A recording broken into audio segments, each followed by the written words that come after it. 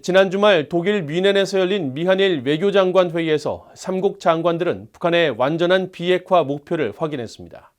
전문가들은 트럼프 행정부가 투트랙 대북 전략을 구사할 것이라고 분석했습니다. 또 한국에 대한 해구산 제공, 한국, 일본과의 대북 공조 체제 유지를 재확인했다고 평가했습니다. 김용교 기자가 보도합니다. 마르코 루비오 미국 국무장관과 조태열 한국 외교장관, 이와야 타케시 일본 외무상이 15일 독일 뮌헨 안보회의를 계기로 미한일 외교장관 회담을 열었습니다. 3국 장관들은 공동 성명을 통해 유엔 안보리 결의에 따른 북한의 완전한 비핵화에 대한 단호한 의지를 재확인했으며 이어 북한의 핵과 미사일 프로그램, 암호화폐 탈취를 포함한 악의적 사이버 활동, 러시아와의 군사협력 증대에 대해 심각한 우려와 함께 공동 대응의 필요성을 표명했다고 밝혔습니다. 또 3국 장관이 미국과 일본, 한국은 어떠한 도발이나 위협도 용납하지 않을 것이라는 강력한 경고를 보냈으며 모든 수준에서 긴밀한 정책 공조를 통해 3국 간 노력을 강화하기로 결정했다고 밝혔습니다. 이어 3국 장관은 북한에서 오랫동안 지속되고 있는 조직적이고 광범위하며 중대한 인권 침해를 규탄하고 납북자와 억류자, 미송환 전쟁포로 이산가족 문제의 즉각적인 해결에 전념하고 있다는 점도 확인했습니다.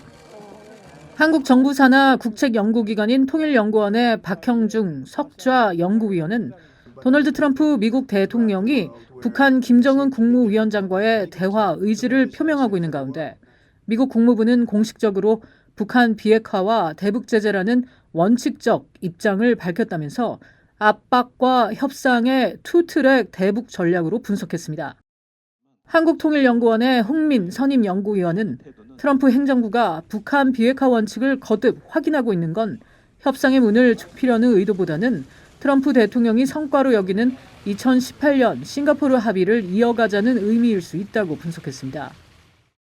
싱가포르 합의를 통해서 완전한 비핵화를 합의했기 때문에 사실상 이것을 무용화시키고 그냥 다른 출발점에 쓴다라는 거는 사실 자신의 예전의 성과를 다 인정하지 않는 꼴이 돼버리고요. 북한에 대한 일종의 레버리지를 확보하는 측면에서도 북미 간에 여기까지 합의했기 때문에 이후부터 이제 뭔가 더 진전시킬 수 있는 대화를 하자라는 게 이제 가능해지고 그것이 미국이 북한에 대해서 갖는 일종의 레버리지가 될 수 있는 요소가 있는 거죠. 홍민 선임연구위원은 또 북한 비핵화 원칙이 흔들릴 경우 자칫 한국 내 자체 핵무장 여론 등 미국과의 관계에 부정적 요소들이 확대될 수 있다는 우려도 작용한 것으로 진단했습니다.